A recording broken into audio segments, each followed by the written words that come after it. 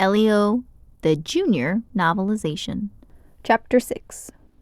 With the rain still pouring down, Elio rushed through the woods, frantically searching for a place to hide. His heart raced as he heard the mischievous campers' footfalls and their voices calling his name. They were getting closer. "Elio!" called Caleb in a mischievous tone. Come out, wherever you are." "We're coming to abduct you," taunted Bryce. "Elio!" shouted Trish. "You can't hide forever," added Bryce. "Don't you want to hang out with us?" said Caleb with a chuckle. Their voices sounded dangerous, echoing through the chilly dark and rainy woods. "I thought you wanted to meet some aliens," said Trish. "Come on, it'll be fun," called Bryce. Elio continued to run without knowing his way through the woods. Soon he found himself standing on the edge of a cliff. With the voices getting louder, he knew he had to find somewhere to hide right away. When he spotted a large fallen redwood log, he ducked behind it. His shoes sank in the mud as he tried his best to crouch. He was trapped. A few moments later, beams of light cut through the trees behind him. "Come on, space boy," shouted Caleb. "We know you're out there." Elio plastered himself against the chunky bark of the wet log, wishing he could disappear. Trembling with fear, he tried to remain as motionless as possible, focusing on the sounds of the storm. He could hear the wind whipping through the tall treetops. He could hear the rain slapping against the muddy ground. And louder than anything else, he could hear big waves crashing on the shore below. In the control room, Olga's computer screen flickered back to life. Bright, curving, unidentifiable symbols appeared and started moving around on the screen. They zipped this way and that, moving apart and coming back together again in different configurations, like puzzle pieces about to reveal something. She gasped when the symbols showed up on all the monitors in the lab, even the ones that were turned off. Like a strange billboard, they flashed across every single screen in the room. From the thermostat to the coffee maker, the symbols surrounded her. Suddenly, the symbols began to transform, and what emerged was English text. Words scrolled and flashed across all the screens. Olga screamed as she read, "Bring us your leader." Her phone vibrated. She cautiously picked it up to see another word written across its screen. "Please." Olga screamed. Then everything went dark. Elio was still hiding behind the redwood log when his phone lit up with the same symbols Olga had just seen. A hand grabbed him and yanked him up. "Gotcha," said Bryce. Caleb and Trish hurried over. Elio was surrounded at the edge of the cliff. The ocean waves roared below. You found me," Elio said playfully.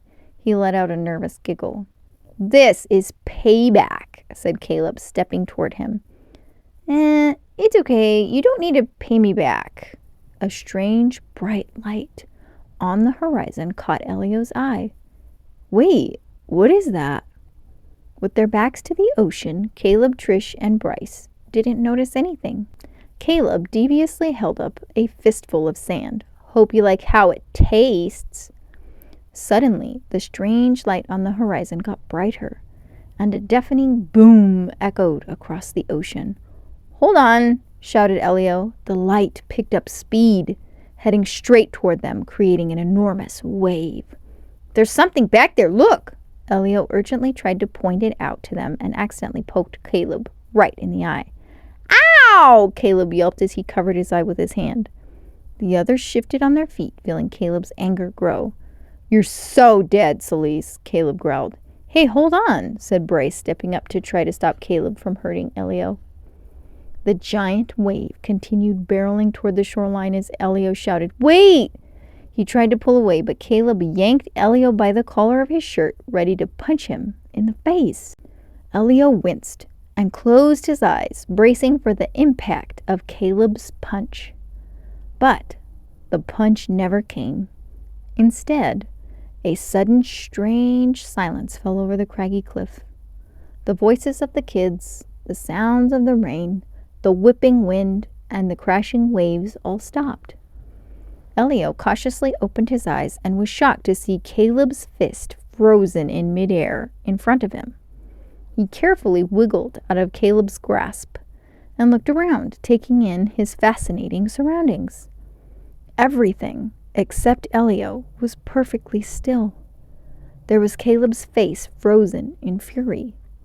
Down below, the giant wave about to crash along the shore hung above it. It was as if the rest of the world were suspended in time.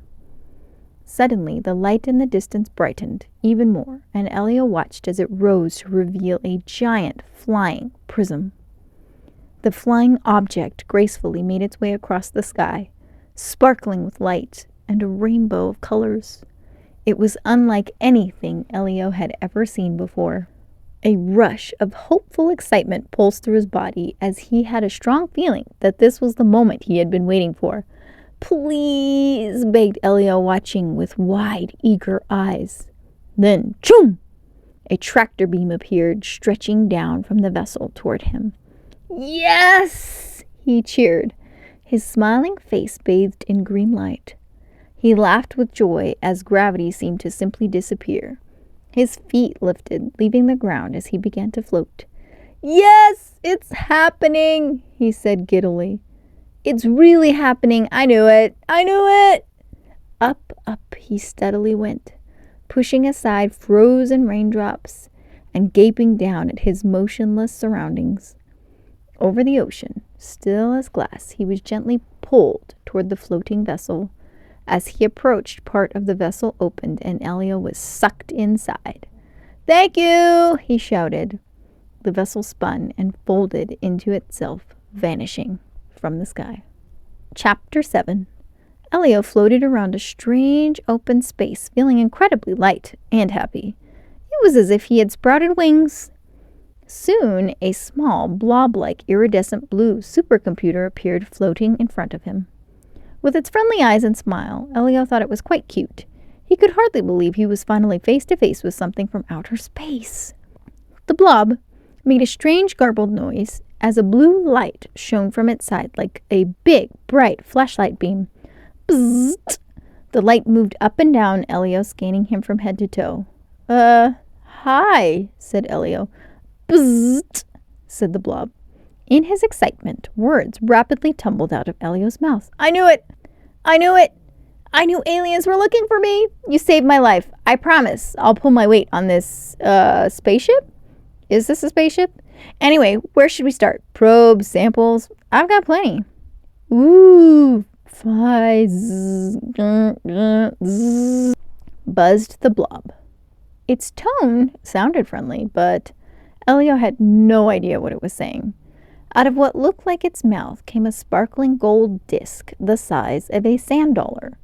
The disc floated toward him, then hovered before snapping into place on Elio's chest, like a magnet clicking onto a metal surface. Suddenly, the blob's indistinguishable noises were transformed into a language Elio could understand. Zzzt. Testing. Testing, testing. Can you understand me now? Elio was awestruck. Yes, he exclaimed. It is a pleasure to meet you, said the blob in what sounded like a female voice. I am a liquid supercomputer. Allow me to adjust your gravity. Oh, no. I'm fine, said Elio politely. He was enjoying floating around. Gravity on, ordered O. The return of gravity caused Elio's body to gently drop until he was standing on his feet once again. A welcome glass of glorp. Compliments of the communiverse, said O. She opened her mouth wide, and a serving tray popped out. On the tray was a tall drink, bubbling with glowing colors and lights. Several swirling straws stuck out of the glass, making it look even more festive. Oh, thank you, said Elio, taking it delightedly. Wait, the what? Before O could answer, a floating oval plate materialized beneath Elio's feet, like a large hoverboard that curved up at the edges. It whisked him safely around as O zipped alongside him. The hovering platform brought Elio to a viewing spot and paused, allowing him to look out. He felt his heart leap inside his chest as he took in the sight. There, before him, was an entire world of color and beauty, sparkling with mystery. Outer space was even more striking than he had imagined. Welcome to the Communiverse, a pan-galactic organization of the advanced species of the cosmos, said O. Elio gasped, trying to take in every inch of the Communiverse. He had never seen anything like it and realized that no other human had either. Swirling colors of bright stars, space dust, and mist sparkled around glowing rings. Various alien creatures passed, some floating on their own, some on hovering platforms like Elio. He was completely entranced. Oh, continued, the greatest minds of the universe come here to share knowledge, innovation, and recipes, added a voice. Elio whipped around to see 3 different alien beings moving toward them. The first was a purple puffy-looking creature named Helix. He rode on a hovering platform like Elio. Instead of legs, his body sat atop a single pedestal-like bottom that looked a bit like a suction cup with many toes. The next creature was the long and majestic Questa. She floated gracefully by way of waving pink fins, kind of like a giant leafy sea dragon. And the third was named Tigman. He looked a little like a diamond-shaped boulder with a thick rock-like exterior. His body was segmented, fitting together like a puzzle made of stone blocks, and his head sat in the center of his body. He also used a hovering platform. The group welcomed Elio exuberantly, with big smiles, surrounding him and all talking at once. "Welcome," said Questa. "Lovely," said Tigman. "Greetings, ambassadors," said O. The 3 aliens were ambassadors, the highest-ranking members of the Communiverse. "Absolutely ecstatic to make your acquaintance," said Helix. Elio was so stunned, his glorp fell right out of his glass. Ambassador Helix chuckled. "You've run dry," he said. "Let me top you off, old brick." Glorp instantly emerged from O's mouth as she poured it directly into Elio's glass. Stunned, Elio stammered, "Thank you." Ambassador Questa leaned forward and slowly danced around Elio, intensely examining him. 1 cerebellum, 4 lobes, and... She gasped, "A medulla!" Her soft fronds reached out toward his temples to scan his brain. "Do you mind if I take a little peek inside?" Helix playfully slapped her fronds away. "Questa, don't mind read him. You just met him." "Oh, so sorry about that," she said, pulling back. Each of the ambassadors introduced themselves to Elio. "I am Questa of Gom." "Helix of Favinium. Mwah!" he said, giving Elio a kiss. Then he poured more glorp from O's mouth. "Tegman of Tegmeg. And you are?" asked Helix. Elio Solis," he answered excitedly, "of, Earth." "A toast to our new candidate, Elio Solis of, Earth," said Helix, raising a glass.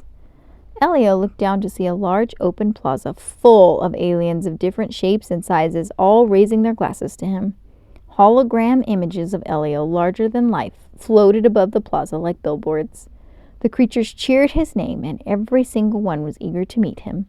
Elio could hardly believe it. "Salutations, greetings, carbon-based life form," said Ambassador Naus.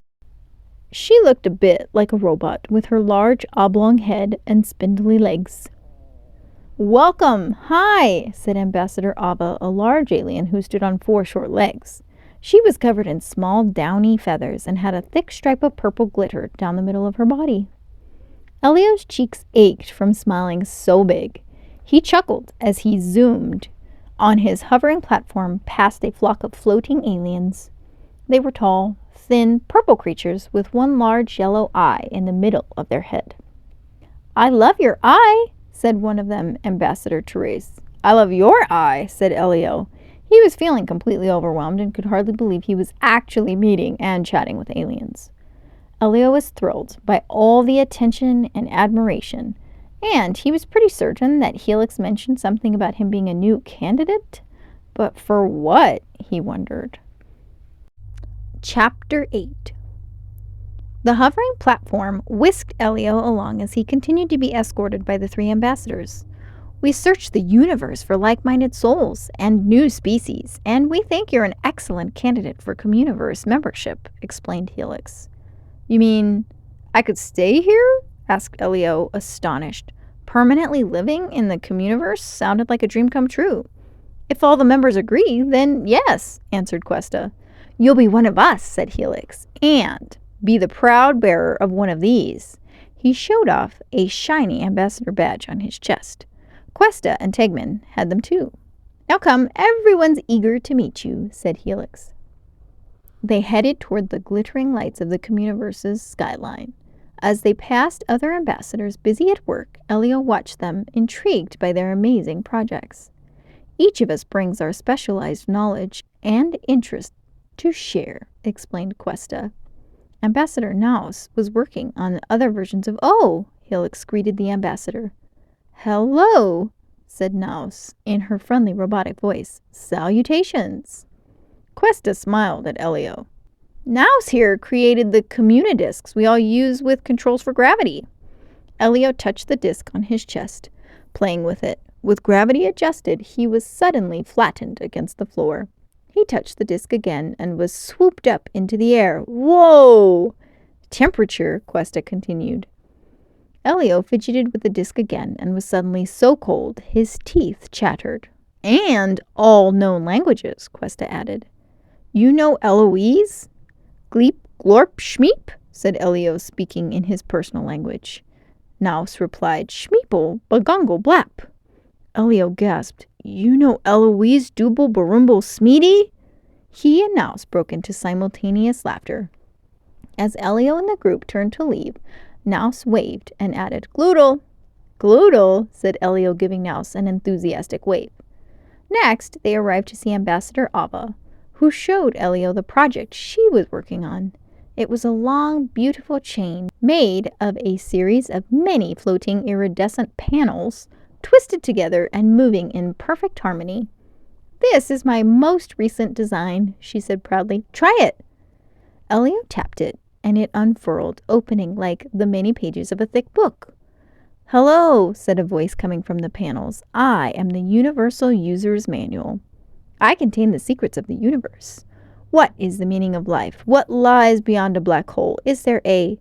Elio couldn't help blurting out a question he had been wondering about for a while. Who would win in a fight?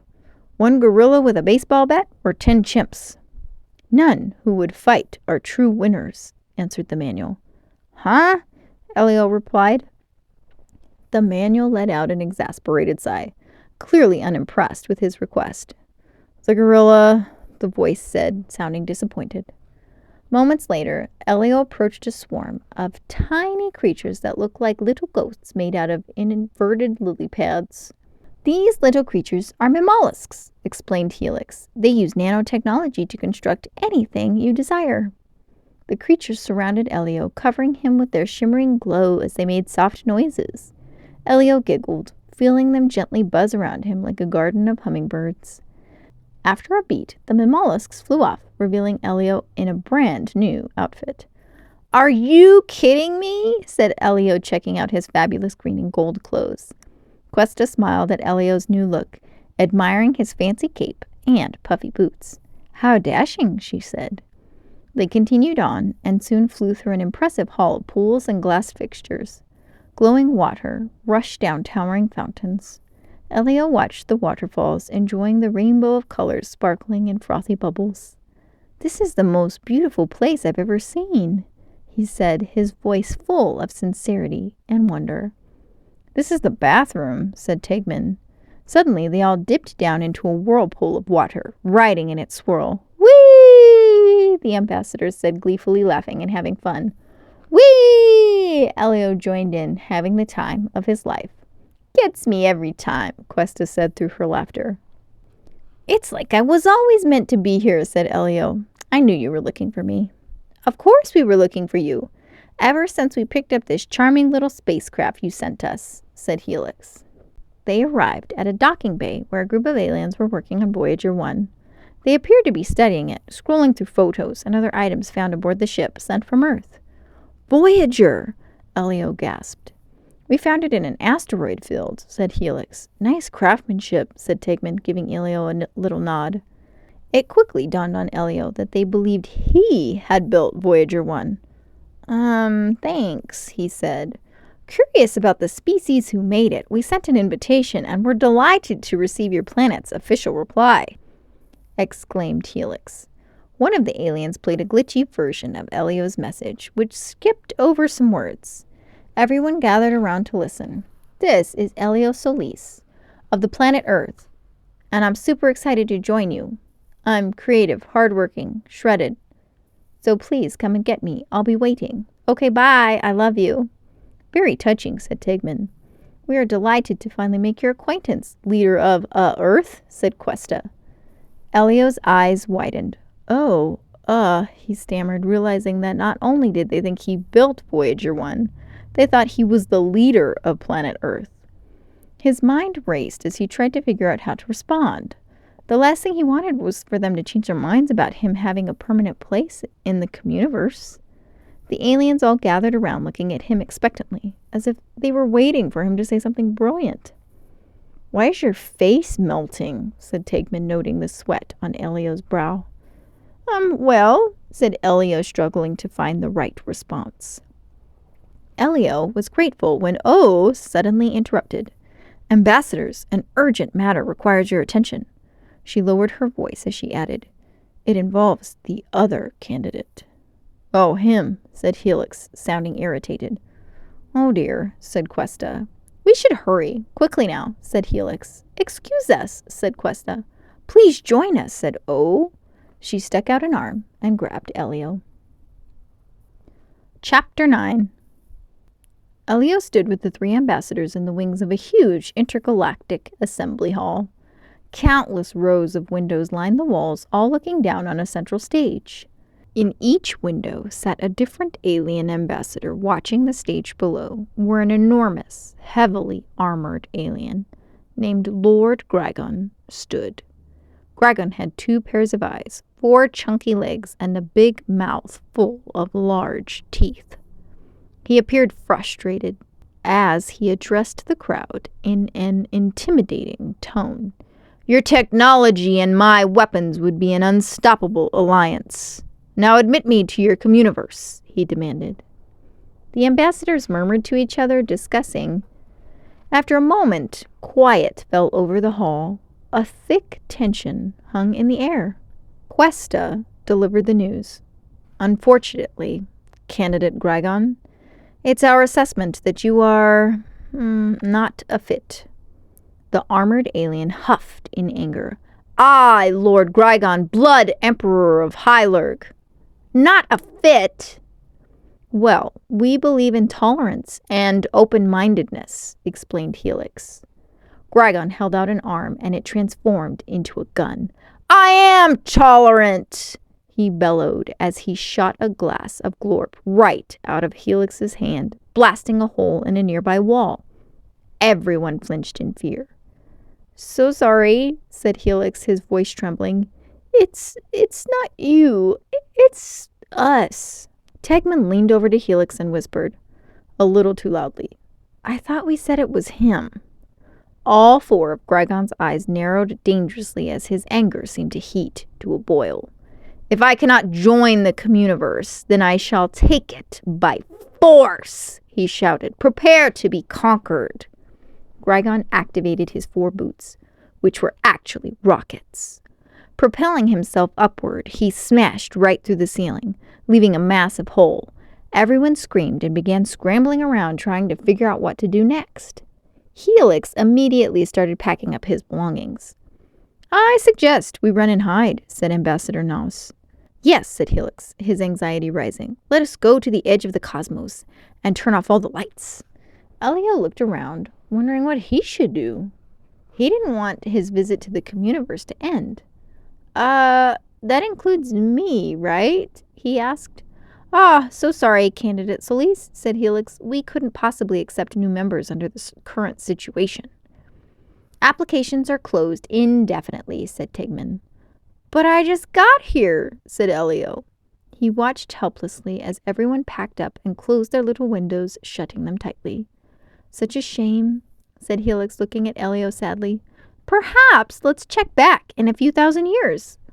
Questa looked out at all the chaos and thought for a moment, then made a suggestion. But perhaps one of us could talk to Lord Grygon, she said, a glimmer of hope in her voice.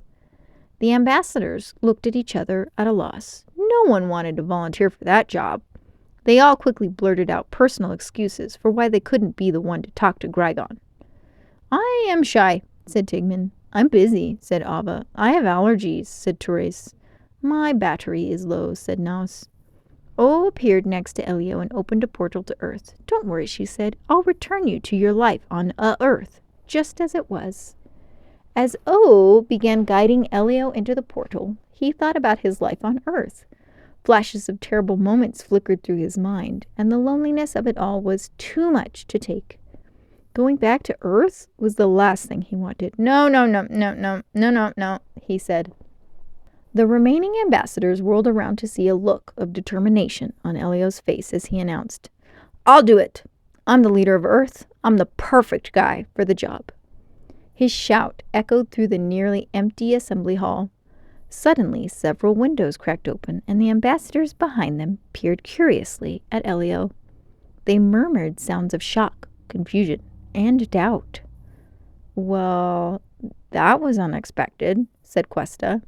What did he just say? Said Helix. I do not understand, added Tigman. One of the ambassadors, Mira, looked at Elio with big, round eyes.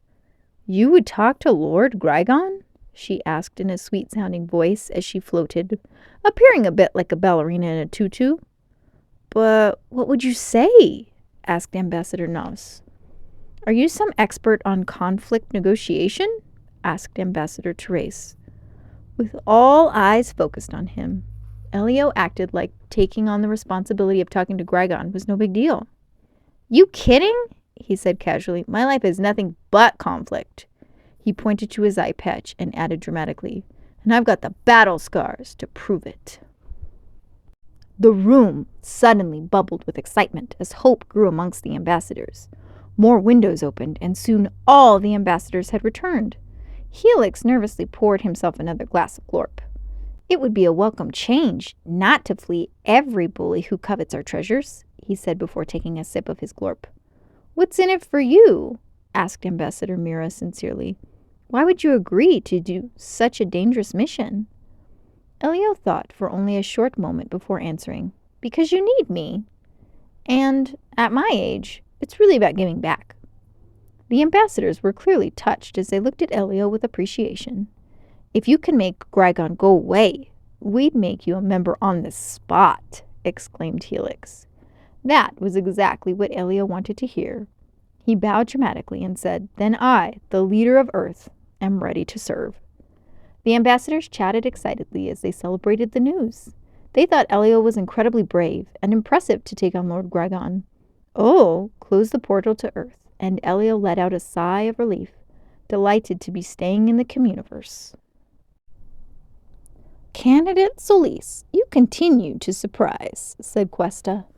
When Grygon returns, we shall be ready for him, said Helix. Until then, as you say on Earth, okay, bye, I love you. The other ambassadors repeated, okay, bye, I love you, as they departed the chamber. Elio smiled from ear to ear as he waved goodbye. Don't worry, I got this. You're in great hands. Soon, Elio was alone. His smile fell. He began to panic. With his heart racing, he thought about the reality of what he had just signed up to do. How in the world would he face the terrifying Lord Grygon and survive? He would give it everything he had. His Communiverse membership depended on it. Chapter 10. Elio quickly pulled himself together as O appeared. Just one last order of business, she said. Elio calmly answered, Oh yeah, of course. O led Elio back through the tunnel and to an enormous aquarium filled with what looked like floating blobs of clay. While you negotiate with the warlord, you'll need a temporary replacement, she said. Elio watched as O extended an arm to extract one of the blobs. Can I trouble you for a DNA sample? She asked. Sure. Where do you want it from? Ah! Elio screeched as O's outstretched arm reached up his nose. Yow! Ugh! O mixed the blob and Elio's DNA together, kneading it and flinging it around like pizza dough. She continued for a moment and then carried it away. Wow, my first probe, said Elio, laughing as he followed O. World leaders, such as yourself, can't just disappear, she explained. Your planet would descend into chaos. Elio stared in astonishment as they approached a chamber that looked like an incubator. That's what cloning clay is for. She tossed the blob into the chamber. Ding! A timer immediately went off, and an exact replica of Elio tumbled out. Elio gasped as he looked at his clone. The two inspected each other closely. The clone leaned toward Elio's face and seemed to focus for a moment. Suddenly, an eye patch formed over the clone's eye. Whoa, said Elio and other Elio simultaneously. The two circled each other, checking each other out. Is this? Other Elio said. Are you? Said Elio. They both said me! And they started laughing at the very same moment. Elio began to shake his hand in front of his body, ready to play one of his favorite games. Other Elio did the same. Rock, said Elio, holding out a fist. Paper, said other Elio, showing an outstretched hand. Black hole, they said at the same time, holding their hands together to make a circle. The two laughed, cracking up at their joke. O opened a portal to Earth, and she led other Elio to the entrance. Elio peeked through to see that nothing had changed since he'd left. Caleb, Bryce, and Trish were still standing in place on the craggy cliff. Caleb still held one fist in the air as if holding Elio's collar, and the other behind his back ready to take a swing. Elio winced, recalling the scene, but his clone didn't seem to mind at all. In you go, O chirped. Elio looked at his clone and said, Sorry. It's a living, said other Elio with a shrug. Then his eyes brightened. So, what's my motivation? What do you mean? Asked Elio. Should I change anything or just stick with the low self-esteem and desperation to belong? A defensive expression crossed Elio's face. What? I'm normal, he said. Just be normal. No weird stuff, okay? Okay, said other Elio.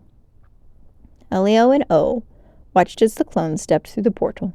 Other Elio took his own shirt collar and pushed it into Caleb's outstretched fist. Then he lined his face up in the path of the punch that would come from the other fist. Once everything was in place, other Elio gave Elio a thumbs up and said, Have fun! Time unfroze. In an instant, the rain fell, the wind blew, the waves crashed, and other Elio was punched in the face. The portal zipped shut. Intriguing, Earth custom, said O as she and Elio turned away, ready to return to the communiverse. The warlord awaits. Oh, there were just a few things I wanted to brush up on. Where was that thing that knew everything about everything? You mean this? The Universal User's Manual appeared in front of Elio, its pages unfolding. Hello, greeted the manual. I am the Universal User's Manual. Would you like to learn the meaning of life now? No, said Elio, cutting the voice off. I need everything you've got on how to negotiate with a warmonger. The manual sighed. Certainly, it said. I have chapters on leading with empathy. Nope, said Elio, quickly shooting down that option. Fostering connection. Nope. Making the killer deal. Yes, that one, said Elio enthusiastically. He looked over at O. You have a pen? A pen emerged from O's body, and Elio grabbed it. In the increasingly likely event that you will die, would you like to notify your next of kin on, Earth? Asked O. No, that's okay, said Elio quickly. The manual whirled around Elio, its voice explaining how to make a deal. Start from a position of power, it began. The most important thing is to stay calm. Meanwhile, Olga pushed Elio's suitcase into her trunk and then slammed it closed. Counselor Truman stood beside her as she lectured him. Don't you tell me to stay calm, she said. What is this, a camp or a fight club? She continued to rant, venting her feelings. He's an innocent little boy, and if this was what you call building character, then I'll take it up with your boss or her boss. Everyone's boss. Unacceptable. Other Elio happily hummed in the passenger seat of Olga's car. Olga climbed in and drove away, feeling awful. I should never have left you here, she said. Yeah, they chased me because I'm weak. And small, said other Elio. But there was pizza for dinner, so overall pretty good night. How's the eye? She asked. Swollen? Did they hurt it? She reached toward the eye patch, but he moved away, avoiding her touch. It's fine, he said. I'm so sorry I didn't check in, said Olga. Something weird was happening. That's okay, said other Elio. I was tracking this crazy signal from space. Hearing the word space made other Elio avert his eyes. Are we going home? He asked, changing the subject. What's for dinner? Mac and cheese, answered Olga. I just thought you'd be interested because if aliens were calling from space. Other Elio fiddled with the radio. Olga looked at him with concern. Elio, are we doing regular or white cheddar? He asked. I'm starved. So you don't want to talk about aliens? Other Elio shrugged. Not really. I thought it'd be better if I just dropped it. He landed on a radio station and leaned back in his seat. Olga breathed a sigh of relief. Really? She said. That's amazing. Good for you. She smiled back at him and relaxed, enjoying the tune. Oh, I love this song. She turned her full attention back to the road. Other Elio looked out the window, enjoying the ride. The ambassadors stood on a viewing platform in the Communiverse, nervously awaiting Lord Grygon's arrival. Helix held up a pair of binoculars, searching for any signs of the alien warrior. Do you see him? Asked Mira. Yes, answered Helix, spotting Grygon's ship approaching. It was flanked by an intimidating fleet of warships. And he's brought his compatriots. Elio rushed to the viewing platform. He straightened his cape, then quickly went over the notes he had scribbled on his arm and hand. Okay, be confident. Speak from a position of power, he whispered to himself. The ambassadors cheered when they saw Elio. After apologizing for being late, he asked, So, is Lord Grygon coming here? Oh, no, answered Helix, sounding appalled by the idea of it. You will be going out there. Before Elio could respond, the floor beneath him opened and he was deposited down a chute that led to the cockpit of a waiting spaceship. The diplomatic ship was round and had large, sweeping windows to look out. The paneling along its sides was red. Helix peered down through the chute at Elio and said, Okay, bye, I love you. Elio looked up and watched as the ceiling of the spaceship closed. He was alone, sitting in the captain's chair behind a set of extremely complex-looking controls. He began randomly hitting buttons, trying to figure out what each one did. The controls lit up with his touch, and a soothing robotic voice filled the ship. Welcome, Captain Solis. As Elio continued to hit different buttons, he caused a series of things to happen. The ship voiced the functions he was igniting in rapid succession, as if trying to keep up with him. You have selected a map of our coordinates, it said. Cabin pressure, shield functions. When the voice said, a nutritious shake, a shake emerged from the dashboard. When the voice said, a breath mint, an arm appeared with a mint. Then the mint was popped right into Elio's mouth. Wait, urged Elio, chewing on the refreshing mint. He couldn't help pushing a few more buttons. A bladder evacuation module, said the ship, a glass of glorp. The delicious drink emerged from the dashboard, like magic. Soon, a holograph of Earth popped up in front of him, and the ship said, You have set our destination to your home planet. Confirm or cancel? Elio stared at the holograph for a moment. Then he looked out the window to see the intimidating Hylergian armada. For a moment, he reviewed his options. If he confirmed with the ship, he could go back to Earth and escape Grygon and his army. But when he looked through the windshield, he saw the ambassadors watching from the platform. Their expressions were full of hope and gratitude. Good luck, said Questa. Elio knew he had to find his bravery and stand by his words. Cancel, he said, accepting his fate. The holograph of Earth disappeared as Elio yanked on the controls, zooming the ship forward and looping it around like a roller coaster. Okay, friends, hopefully you really enjoyed this book. If you did, please hit the thumbs up and subscribe, and I'll see you next time.